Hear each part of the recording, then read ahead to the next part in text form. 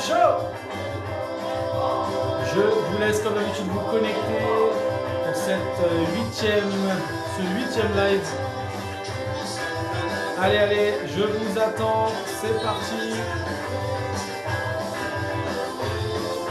Salut Tom. Merci.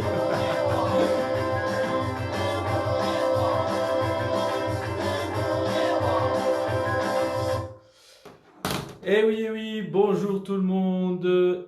C'est la huitième. Non, pas. Non, Romain vient d'arriver, donc on n'est plus en tête à tête. C'est la 8e émission live de la saison. Je vous attends. Connectez-vous. Connectez-vous. Quelques infos, pas énormes, hein, mais quelques infos à donner cette semaine. Bon, au vu hein, de la situation sanitaire un peu partout en France et dans le monde même, j'ai quand même quelques infos sympas. Voilà, y a des matchs qui viennent de se terminer là en Ligue Butagaz Énergie, donc j'ai quelques scores à vous donner. Donc tout n'est pas stoppé, même si beaucoup de monde est à l'arrêt et que c'est compliqué pour tout le monde. J'ai quelques infos à vous donner. Alors, j'attends un petit peu hein, que vous connectez. Voilà, j'attends. Allez-y, n'hésitez pas. J'espère que votre semaine s'est bien passée, que tout le monde va bien, que la semaine qui arrive, vous êtes prêts. Bon, salut Tom, tape bien. Ah, Guigui qui vient d'arriver. Bon, en général, quand Guigui arrive, on commence. Gabi, bah voilà, on arrive tout doucement mais sûrement. C'est le temps que les. Mais pensez, si ce n'est pas fait, activez vos alertes. Et quand je fais des stories avec les comptes à rebours, là, activez l'alerte de la fin du compte à rebours. Comme ça, vous aurez directement la petite notification.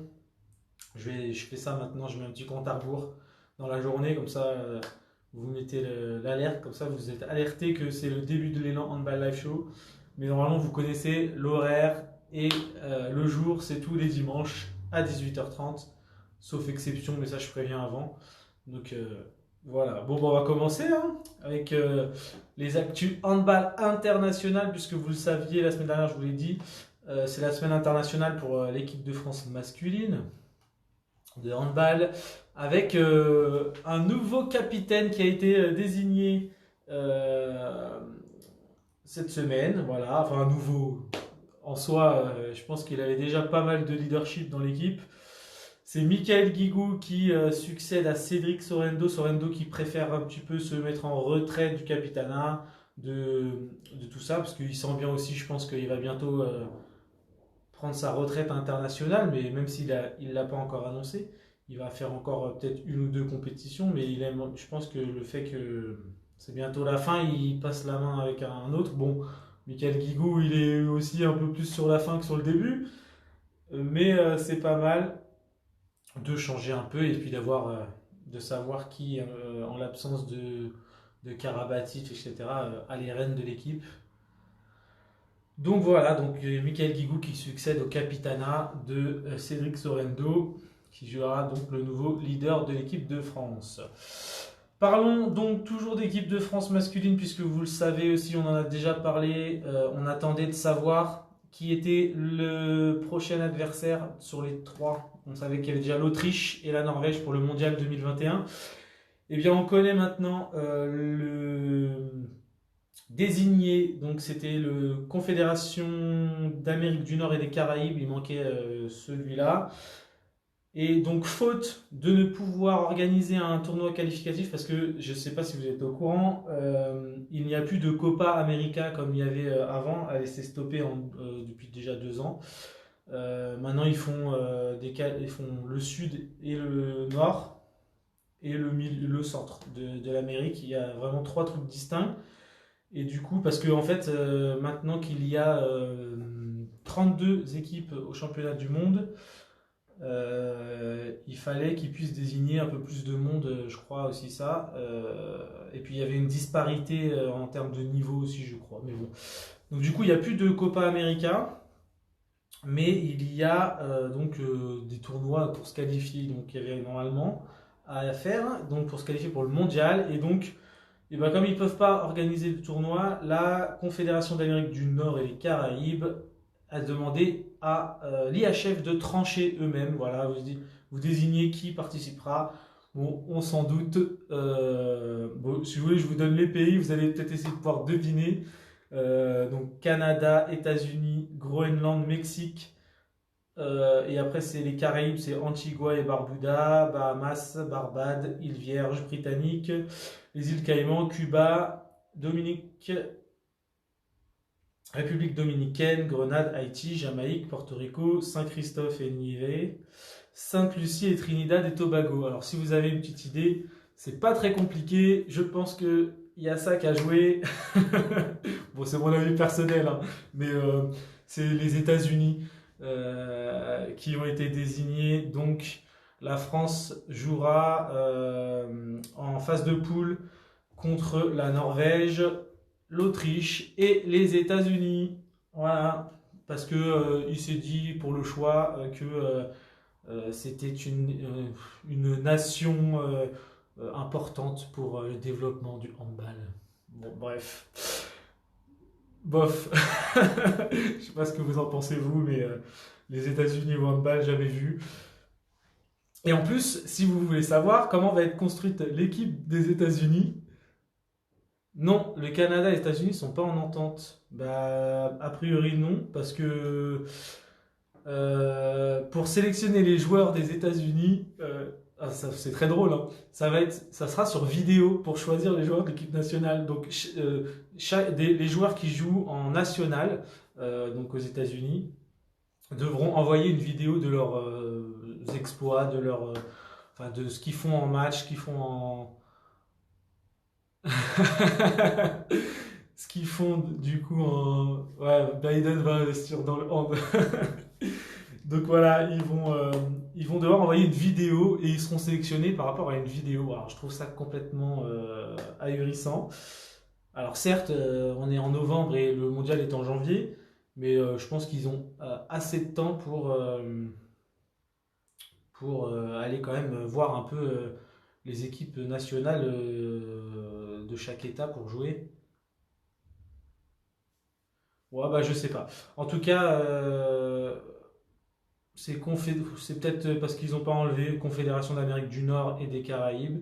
Mais bon, a priori, c'est les États-Unis donc qui seront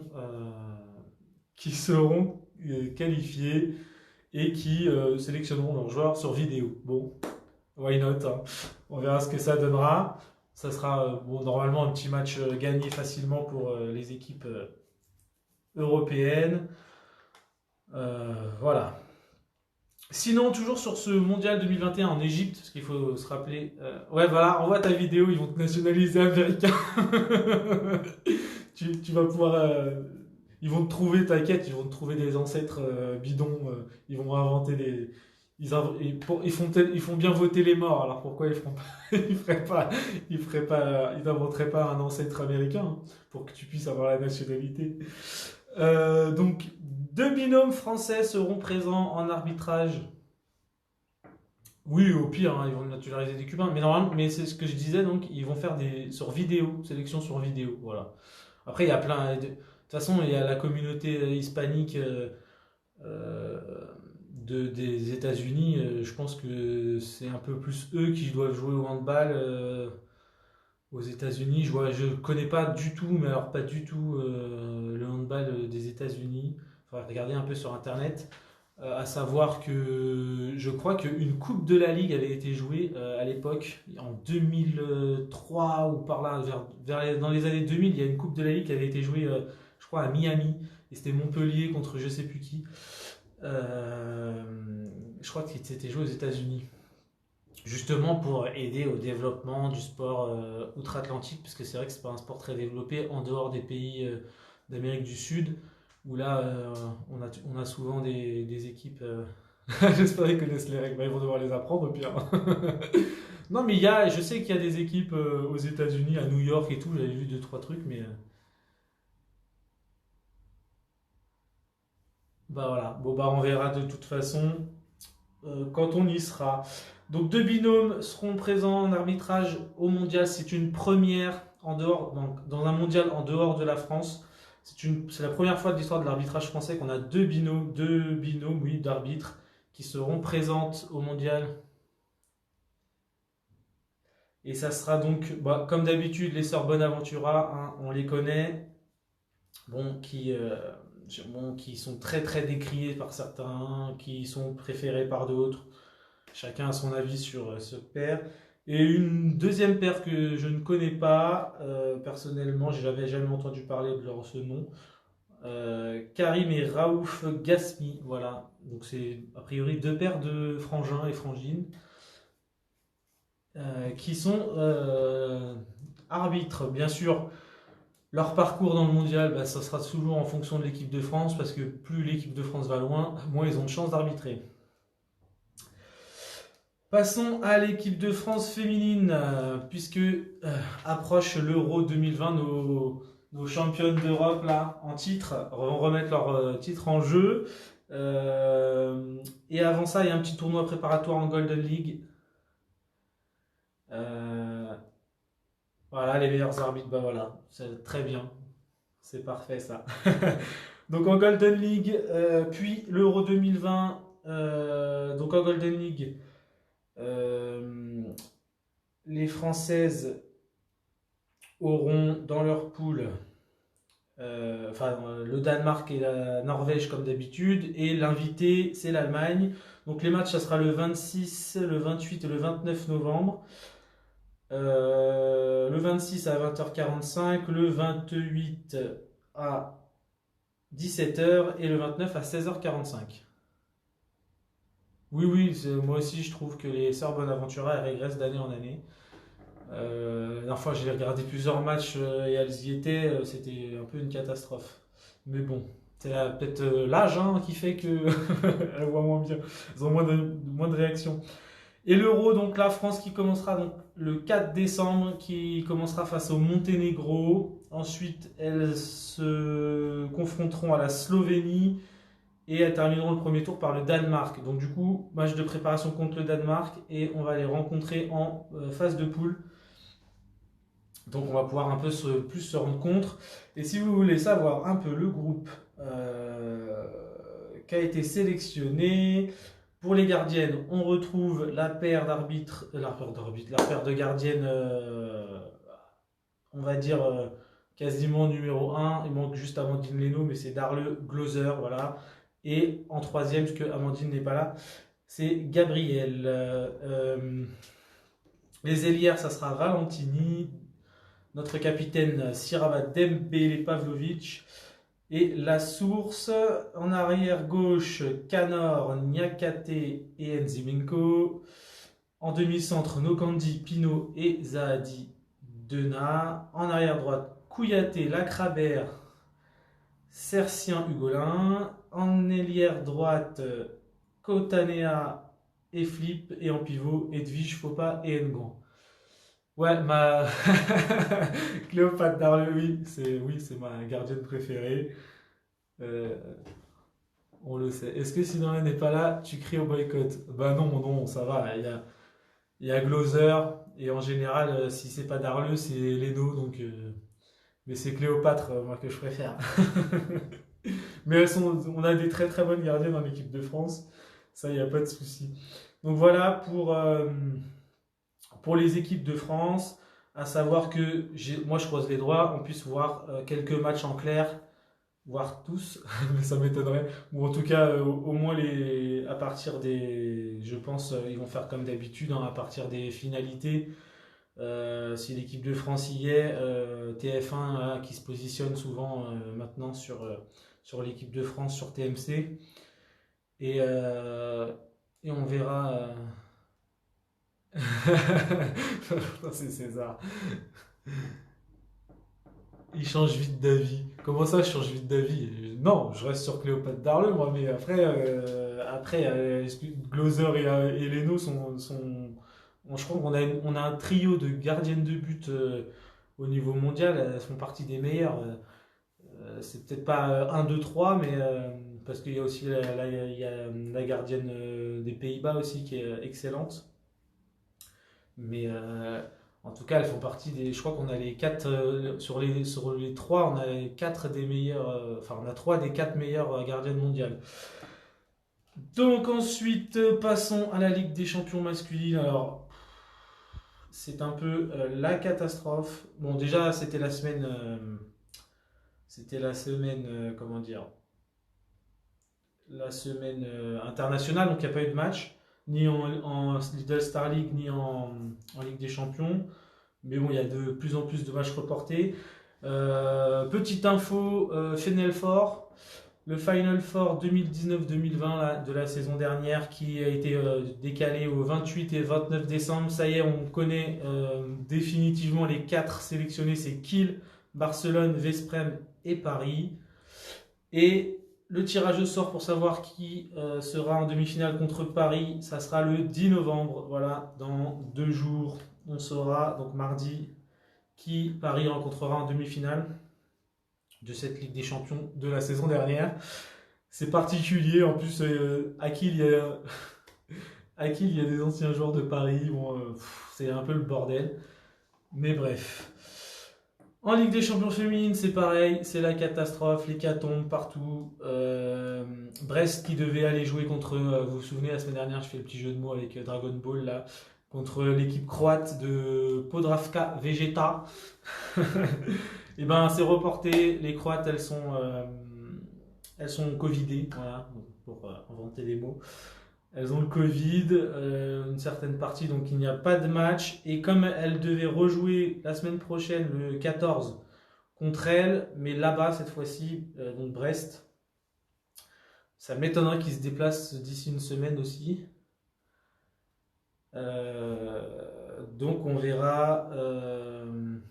On verra. Ouais, lui, Gérard, il a fait la bonne opération de jouer encore une demi-finale de Ligue des Champions en partant à Paris cette année. Oui, oui, ils ont le droit de jouer. Oui, ils ont le droit de jouer avec les nouveaux joueurs. Enfin, c'est complètement déconnecté du truc. Enfin, ils auraient dû totalement l'annuler comme ils ont fait partout. Mais en plus, le pire, c'est qu'ils ont laissé celle des garçons et celle des filles qui devaient aussi se jouer en même temps. Où on aurait eu 2 équipes françaises cette fois-ci en plus. On avait Metz et Brest. Ouais, Sagosen, il joue à Kiel. Et du coup, Metz et Brest, elles se sont fait douiller parce que, imaginez 2 équipes françaises en demi-finale féminine de Ligue des Champions, et ben elles se font douiller parce que ça a été annulé. Par contre, les garçons, on le laisse. Donc je trouve ça complètement débile. Donc les Brestoises, donc qui n'auront pas joué, qui ne jouent pas, donc qui n'ont pas joué pardon hier, euh, puisque les Croates, elles sont malades et je me doute qu'ils n'iront pas la semaine prochaine non plus puisque c'est là-bas en plus. Pareil pour Metz qui devait jouer contre Viper Kristiansand hier et qui est reporté, et celui de la semaine prochaine aussi puisqu'il devait rejouer contre Viper mais cette fois-ci à domicile. Cette semaine il devait se déplacer, et ben c'est pareil, c'est reporté, et donc pas trop de matchs de Ligue des Champions féminines pour nos équipes françaises cette semaine, même pas du tout.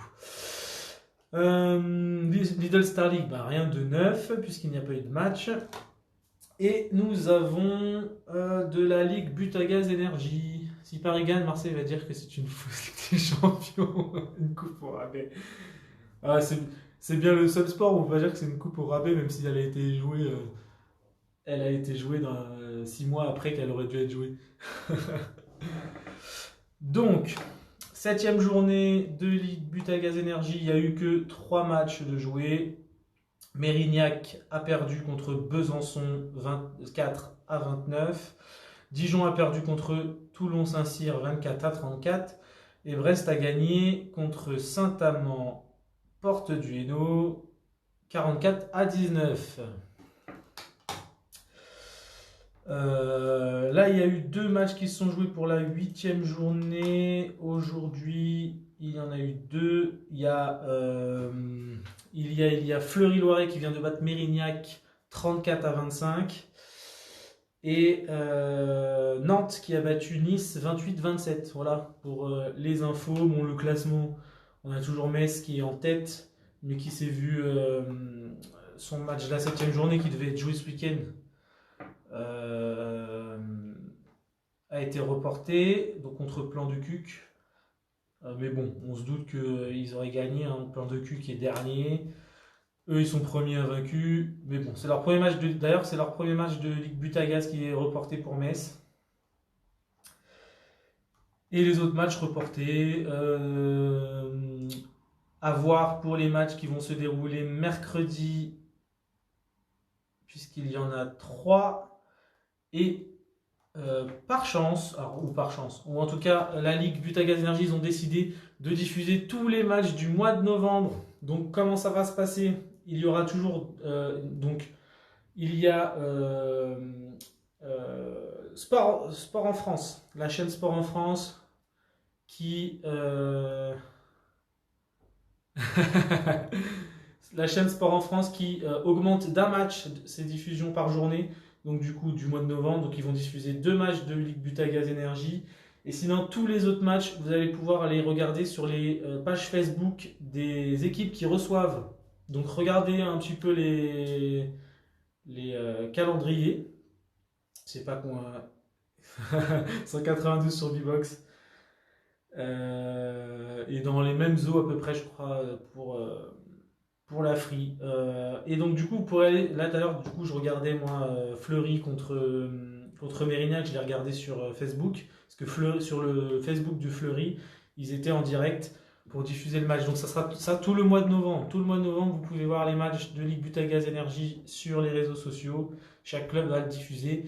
Et il y a aussi les chaînes locales. Les chaînes locales, donc par exemple, si c'est Paris qui joue, France 3, Île-de-France ou des trucs comme ça qui diffusent les matchs locaux. Voilà pour les infos nationales, internationales, etc. Est-ce que j'oublie quelque chose? Non. Bon, les infos du club, bah, comme d'habitude, enfin comme d'habitude. Non, on s'en fout pas, ça joue quand même un petit peu. Hein. Franchement, je trouve que c'est de mieux en mieux le handball féminin à regarder. Moi, j'apprécie. Après, chacun ses choix, mais moi, j'aime bien regarder le handball féminin. J'aime bien regarder le handball tout court, de toute façon. Je suis pas difficile, moi, personnellement. À partir du moment qu'il y a du handball à la télé, j'essaye de regarder au maximum. Et voilà. Qu'est-ce que je veux rajouter? Donc pour le club, bah, l'actu elle n'a pas changé de la semaine dernière. Les entraînements sont toujours arrêtés pour toutes les catégories. On est en train de réfléchir. Oui, du coup, Karim, merci de poser la question. En train de réfléchir à faire quelques entraînements en visio pour les seniors garçons principalement, voire les moins de 15. Donc soit en visio conférence par membre d'équipe, soit... Non, moi je voulais les deux, faire un moment entraînement, un moment convivial. Comme ça on perd pas le fil de la bonne ambiance de l'équipe. Parce qu'on se voit plus et du coup, il n'y a plus autant de messages dans le groupe, dans le groupe WhatsApp des seniors. Et c'est bien de maintenir un peu la flamme, on va dire. Et du coup, moi je me disais qu'un petit apéro au moins une fois par semaine, genre le samedi soir ou le samedi ou le vendredi soir, ça pouvait pas faire de mal. Voire même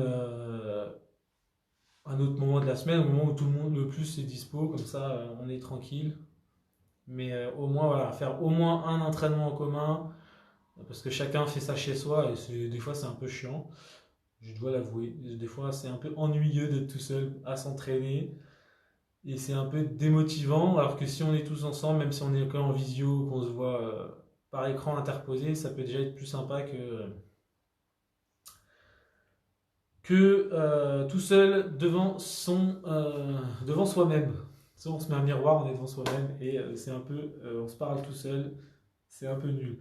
Voilà, bon bah sur ce, les amis, sauf si vous avez des petites questions, des petites interrogations, des petites informations, avant qu'il en ait au alcool. Non, mais pas spécialement avec de l'alcool, un apéro tranquille, ça peut être avec de l'eau, hein, on s'en fout, c'est juste histoire de parler entre nous, de passer un petit moment, quoi. Mais bon, on va voir ça, on essaye de mettre ça en place. Moi, personnellement aussi, je suis sur quelques plans pour essayer de choper quelques interviews à faire. Et, euh, et voilà. Je posterai peut-être quelques petits jeux sur Instagram. Là, il faudra venir y répondre en story. Ça pourrait être sympa. Et n'hésitez pas, hein, à liker, partager, tout ça, nos publications. Sur ce, les amis, je pense que je vais vous dire à la semaine prochaine. J'espère que vous allez passer une bonne semaine. Prenez soin de vous. Ciao tout le monde.